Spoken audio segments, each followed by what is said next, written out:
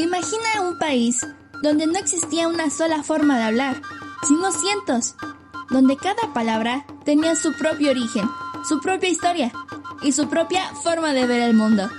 Ahora, imagina lo que ocurrió cuando llegaron nuevas voces, nuevas creencias y una nueva lengua. Esta no es solo la historia de una conquista, es la historia de cómo las palabras sobrevivieron, se transformaron y aprendieron a convivir. Porque en México, el idioma no se impuso, simplemente se mezcló, se adaptó y resistió. Bienvenidos a Una Pequeña Historia. Hoy te contamos cómo nació el español que hablamos y todo lo que lleva dentro. Antes de la llegada de los europeos, México no era un solo país, ni una sola lengua. Era un territorio diverso, con cientos de culturas y formas de entender el mundo. La conquista no solo transformó territorios, transformó creencias, identidades y lenguas. De ese encuentro surgió un proceso complejo llamado sincretismo. Una mezcla, sí, pero también una adaptación, una resistencia y una nueva forma de existir. El sincretismo es la fusión de distintas tradiciones culturales y religiosas, pero no es una mezcla simple, es un proceso desigual. Después de la conquista, los españoles intentaron eliminar todas las creencias indígenas en un proceso conocido como extirpación de ideologías. Pero, obviamente, los pueblos originarios no abandonaron por completo sus creencias, las transformaron. Las ocultaron detrás de símbolos cristianos, las reinterpretaron y así lograron preservarlas. Uno de los ejemplos más claros del sincretismo es la Virgen de Guadalupe, desde su aparición en el Cerro de Tepeyac, lugar dedicado a la diosa indígena Tonaltzin. Para muchos indígenas, la Virgen de Guadalupe no era completamente nueva, sino una continuación de sus creencias adaptadas al cristianismo en esa época.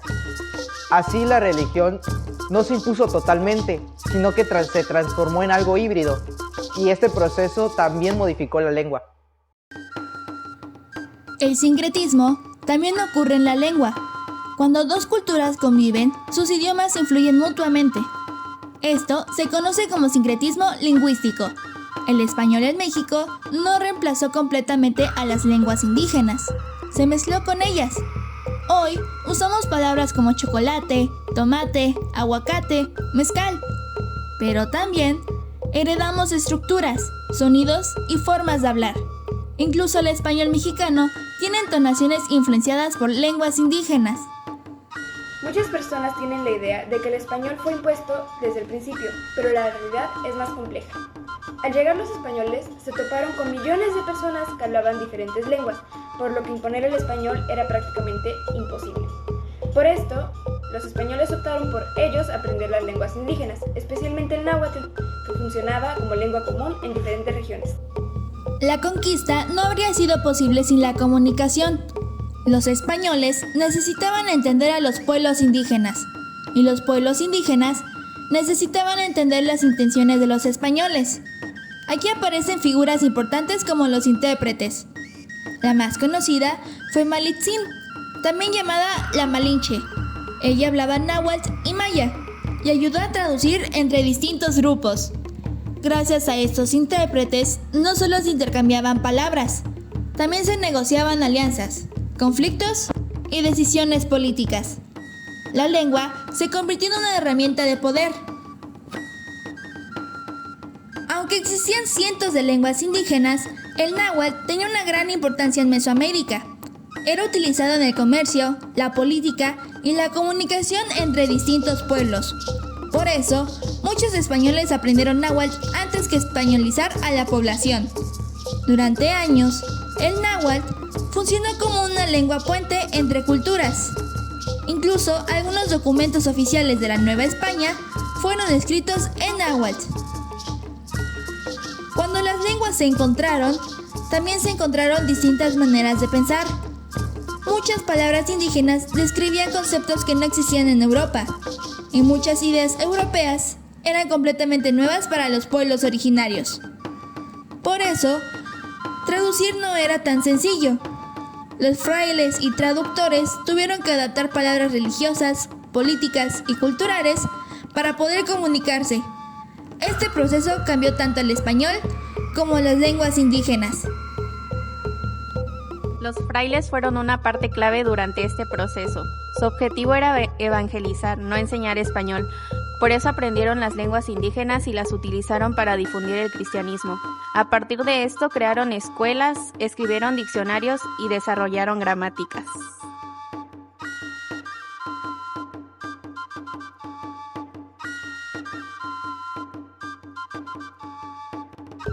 Incluso adaptaron el alfabeto latino para poder escribir lenguas como el maya y el náhuatl. Esto permitió que muchas de estas lenguas se conservaran, al menos durante la época colonial. Con el paso del tiempo, los españoles comenzaron a adoptar palabras indígenas para nombrar cosas que no conocían. Muchos alimentos, animales y objetos conservaron sus nombres originales. Palabras como cacahuate, chicle, coyote, elote, petate provienen de lenguas indígenas, especialmente del náhuatl. Estas palabras siguen presentes hoy como una huella viva del mestizaje lingüístico. La creación de alfabetos indígenas fue un momento clave. Antes, muchas lenguas se transmitían de forma oral o con sistemas pictográficos. Con el alfabeto latino, comenzaron a escribirse historias, crónicas y documentos. Gracias a esto, hoy conocemos gran parte de la historia prehispánica. Sin este proceso, mucho de ese conocimiento se habría perdido. Después de la independencia, ocurre un cambio importante. Durante la colonia, las lenguas indígenas seguían vivas, incluso en documentos oficiales. Pero después de la independencia, los nuevos gobiernos decidieron unificar el país y eligieron una sola lengua, el español. En 1810, la mayoría de la población aún hablaba lenguas indígenas.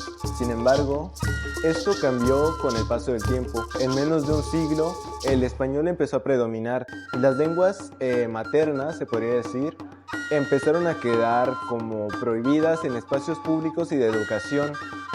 Aquí es exactamente donde inicia la imposición del español. En el siglo XX, la educación reforzó este proceso, pues empezaron a salir los libros gratuitos totalmente en español y a muchos niños se les prohibía hablar sus lenguas maternas. El español empezó a convertirse como símbolo de progreso, mientras que las lenguas maternas como motivo de discriminación. A pesar de la discriminación y la castellanización, las lenguas indígenas nunca desaparecieron por completo. Muchas familias continuaron hablándolas dentro de casa, aunque hacerlo en público podía provocar burlas o castigos. Para muchos pueblos originarios, conservar su lengua era conservar su identidad, porque una lengua no es solo una forma de comunicarse, también guarda historias, conocimientos, tradiciones y maneras de entender el mundo. En muchas comunidades, los abuelos siguieron enseñando a sus hijos y nietos palabras ancestrales, aunque las escuelas intentaran reemplazarlas con el español. Gracias a esta resistencia silenciosa, muchas lenguas lograron sobrevivir. Sin embargo, no todas lograron resistir.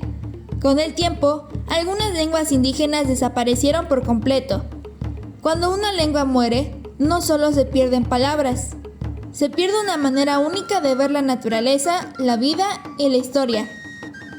Cada lengua contiene conocimientos acumulados durante siglos, formas de curar enfermedades, de nombrar plantas, de comprender el clima, de explicar el universo. Por eso, la pérdida lingüística también representa una pérdida cultural y humana. Actualmente, México es uno de los países con mayor diversidad lingüística en el mundo. Existen 68 agrupaciones lingüísticas indígenas y cientos de variantes regionales. Lenguas como el náhuatl, maya, mixteco, zapoteco continúan siendo habladas por millones de personas, aunque muchas enfrentan riesgos de desaparición.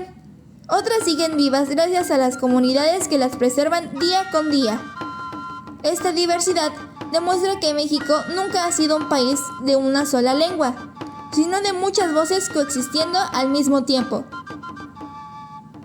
Con el paso de los años, comenzó a cambiar la forma en la que el gobierno veía las lenguas indígenas. Durante mucho tiempo, se creyó que hablar español era la única forma de modernizar al país. Pero poco a poco surgió una nueva idea. Las lenguas indígenas no eran un obstáculo, era parte fundamental de la identidad nacional. En 2003, México reconoció oficialmente a las lenguas indígenas como lenguas nacionales, con la misma validez que el español. Esto representó un cambio importante.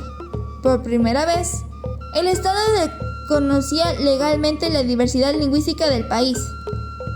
Actualmente existen programas de educación bilingüe de distintas regiones de México. Algunas escuelas enseñan tanto español como lenguas indígenas. También se han creado libros, diccionarios, estaciones de radio y proyectos digitales para preservar estas lenguas. Incluso en internet y redes sociales, muchos jóvenes indígenas están recuperando y difundiendo su voz. Esto demuestra que las lenguas indígenas no pertenecen solamente al pasado, siguen evolucionando y continúan formando parte del presente. El sincretismo lingüístico sigue ocurriendo hoy en día. Muchas personas mezclan palabras indígenas con el español en conversaciones cotidianas. La comida, las tradiciones, los nombres de lugares y hasta la forma de expresarnos reflejan siglos de mezcla cultural. El español mexicano actual es el resultado de todos esos encuentros históricos. No es completamente europeo ni completamente indígena. Es una lengua mestiza.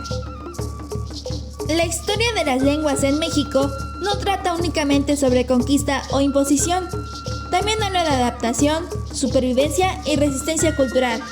A pesar de siglos de discriminación, las lenguas indígenas siguen presentes. En las calles, en los nombres de las ciudades, en la comida, en la música y en millones de personas que continúan hablándolas. Porque mientras una lengua sigue viva, también seguirá viva la memoria de quienes la hablan.